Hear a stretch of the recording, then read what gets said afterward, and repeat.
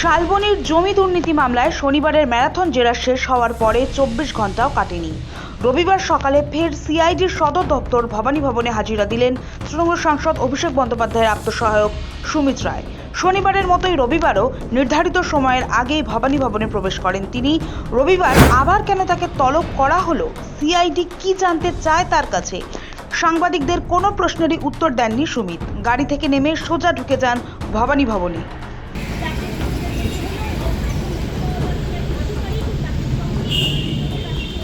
এর আগে শনিবারও একেবারে ঘড়ির কাঁটা মেপে সকাল 9:54 ভবানী ভবনে ঢুকেছিলেন তিনি।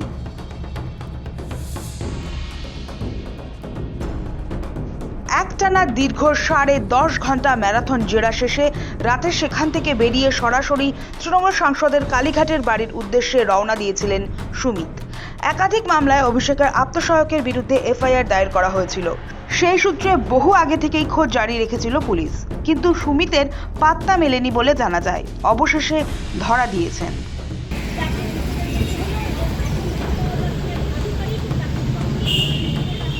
কেন এই তলব ও সিআইডির মুখোমুখি হওয়া? অভিষেক বন্দ্যোপাধ্যায়ের পিএর বিরুদ্ধে শালবনীতে সরকারি জমি দখল এবং বিক্রির অভিযোগ ওঠে। ভুয়ো নথি দেখিয়ে মোটা অঙ্কের বিনিময়ে সরকারি জমি বিক্রি করা হয় বলে অভিযোগ। এই পুরো চক্রান্তটি অভিষেকের আত্মসহায়ক সুমিত রায়ের সম্মতি ও মদতেই পরিচালিত হতো বলে অভিযোগ ওঠে। মেদিনীপুরের প্রাক্তন তৃণমূল বিধায়ক এই মুহূর্তে জেলবন্দি সুজয় হাজরাকে গ্রেফতারের পরই উঠে আসে সুমিতের নাম। অভিযোগ, 26-এর ভোটে টিকিট পাইয়ে দেওয়ার নামে লক্ষ লক্ষ টাকা আদায় করেছে। এর পাশাপাশি শালবনীতে সেই জমি দুর্নীতি মামলাতেও অভিযুক্ত হিসেবে নাম রয়েছে সুমিতের। এসব অভিযোগ পেয়ে মাসখানেক আগে সুমিতের খোঁজে শালবনী থানার পুলিশ অভিষেক বন্দ্যোপাধ্যায়ের বাড়িতে পৌঁছয়, কিন্তু দীর্ঘক্ষণ তল্লাশি চালিয়েও সুমিতকে পাওয়া যায়নি। সেই থেকে বেপাত্তা সুমিত। পরবর্তীকালে পুলিশের আবেদনে মেদিনীপুর আদালত সুমিতের বিরুদ্ধে গ্রেফতারি পরোয়ানা ও লুকআউট নোটিশ জারি করে। এরপরই জমি দুর্নীতি মামলায় রক্ষা কবচ চেয়ে কলকাতা হাইকোর্টের দ্বারস্থ হয়েছিল অভিষেক বন্দ্যোপাধ্যায়ের আত্মসহায়ক সুমিত রায়। যদিও বিচারপতি তীর্থঙ্কর ঘোষ এই সংক্রান্ত আবেদন খারিজ করে দেন। চাকরি দুর্নীতি মামলায় শর্ত সাপেক্ষে আগাম জামিন মঞ্জুর করে উচ্চ আদালত। সেই নির্দেশে বলা হয়েছিল 10 দিনের মধ্যে তদন্তকারী আধিকারিকদের সামনে সুমিতকে হাজিরা দিতে হবে এবং তদন্তে সহযোগিতা করতে হবে। কিন্তু জমি দুর্নীতি মামলায় সুমিতের খোঁজ চালাচ্ছিল পুলিশ।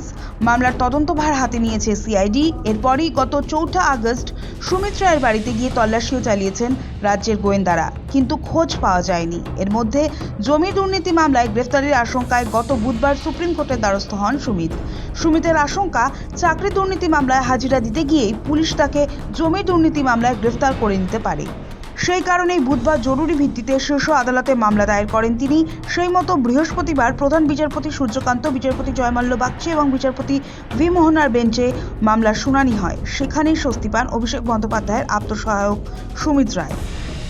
এখনই তাকে গ্রেফতার নয়, রক্ষা কবচ দিয়ে জানিয়ে দেয় শীর্ষ আদালত। তবে আদালতের স্পষ্ট নির্দেশ, সুমিত রায়কে সব রকমভাবে পুলিশের তদন্তে সহযোগিতা করতে হবে। সুপ্রিম স্বস্তি মিলতেই তৎপরতা বাড়ে সিআইডির। শুক্রবারই সুমিতের নিউ আলিপুরের বাসভবনে গিয়ে শনিবার সকাল 10টায় ভবানী ভবনে হাজিরার নির্দেশ সংক্রান্ত নোটিশ পাঠান তদন্তকারীরা। সেই সময়সীমা মেনেই শনিবার নির্দিষ্ট সময়ে গোয়েন্দাদের মুখোমুখি হন তিনি। আর শনিবার ম্যারাথন জেরার পর রবিবার ফের ভবানী ভবনে হাজিরা দেন সুমিত রায়। জমি কেলেঙ্কারি সহ মোট 4টি মামলা রয়েছে সুমিতের নামে। সুপ্রিম কোর্ট থেকে শুধু জমি দুর্নীতি মামলাতে জামিন পেয়েছেন তিনি, তবে শর্ত রয়েছে তদন্তে সহযোগিতা করতে হবে। সেই শর্তেই সুপ্রিম কোর্টে রক্ষা কবচ মেলে। তবে পরপর 2 দিন হাজিরা দিলেন অভিষেক বন্দ্যোপাধ্যায়ের আত্মসহায়ক। তবে শনি রবি 2 দিন পর হাজিরা দিলেও এখনও আইনি জট কিন্তু পুরোপুরি কাটেনি সুমিত রায়। তার বিরুদ্ধে এখনও অতিরিক্ত 2টি পৃথক মামলা বিচারাধীন রয়েছে। সেই জোড়া মামলায় গ্রেফতারি এড়াতে এবং আগাম রক্ষা কবচ চেয়ে হাইকোর্টের শরণাপন্ন হয়েছিলেন তিনি। দ্রুত শুনানির আবেদনও জানানো হয়েছিল সুমিতের আইনজীবীদের তরফে। তবে শুক্রবার বিচারপতি সৌগত ভট্টাচার্যের একক বেঞ্চ সেই জরুরি শুনানির আবেদন খারিজ করে স্পষ্ট জানিয়ে দেয়, নির্দিষ্ট কাজের তালিকা মেনেই মামলার নিয়ম মাফিক শুনানি গ্রহণ করা হবে। সৌভিক সান্যালের রিপোর্ট, সময়, কলকাতা।